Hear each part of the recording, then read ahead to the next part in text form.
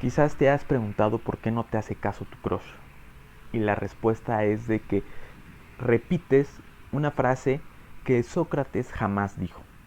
Yo solo sé que no sé nada no se encuentra en ningún texto clásico que hable del filósofo. Entonces, ¿qué dijo Sócrates? Ahí te va.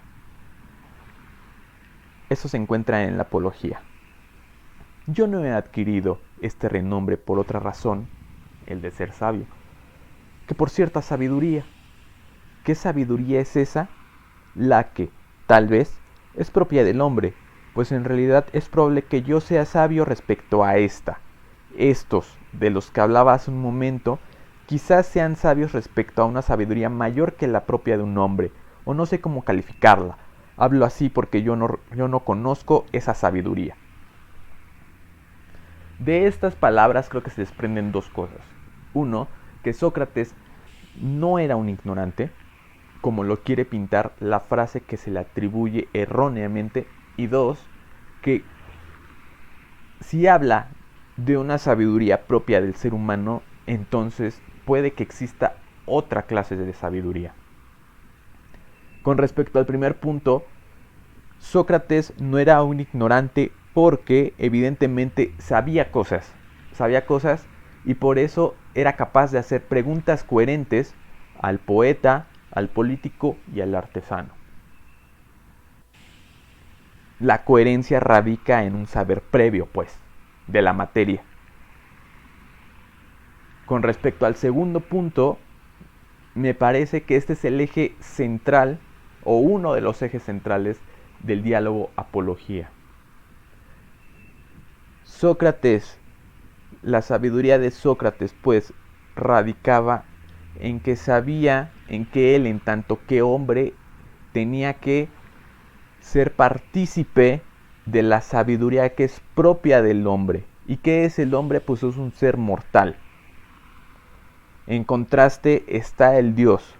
El Dios, en su inmortalidad, conoce todo y lo conoce tal cual es.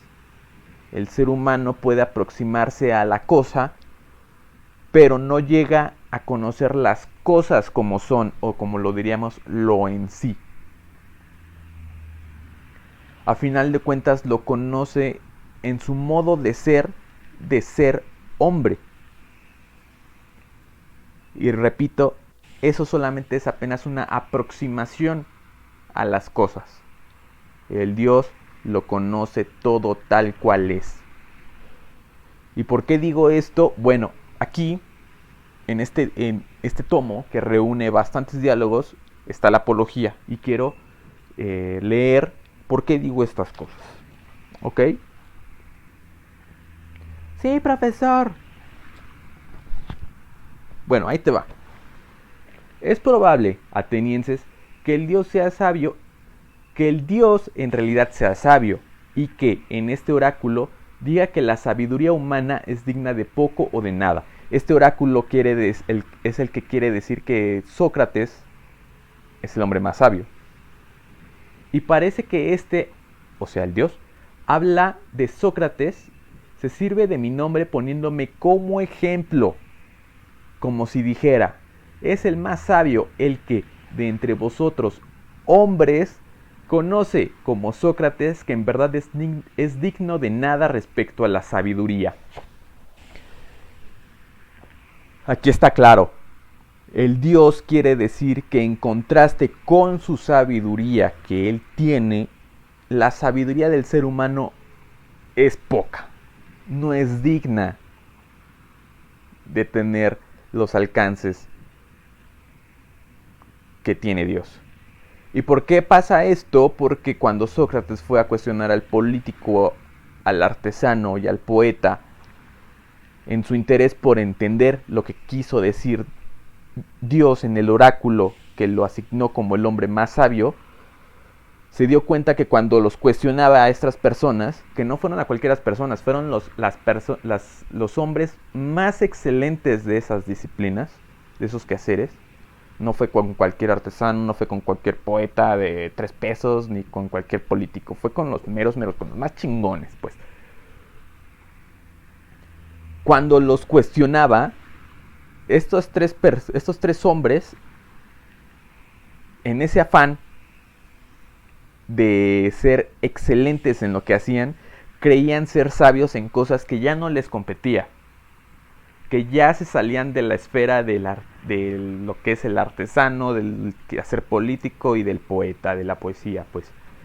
Y entonces, cuando se salían de de estos puntos, Sócrates se decía, pues sí decía, es que sí soy más sabio, porque yo reconozco que no lo sé todo.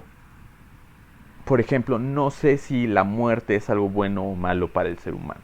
Y en cambio estos güeyes, pues sí, creen que porque dominan su quehacer, están con el derecho de afirmar cosas que la razón humana no tiene acceso. Entonces, ahora ya sabes qué le puedes decir a tu crush cuando la veas o cuando lo veas. Puedes decirle lo que realmente dijo Sócrates.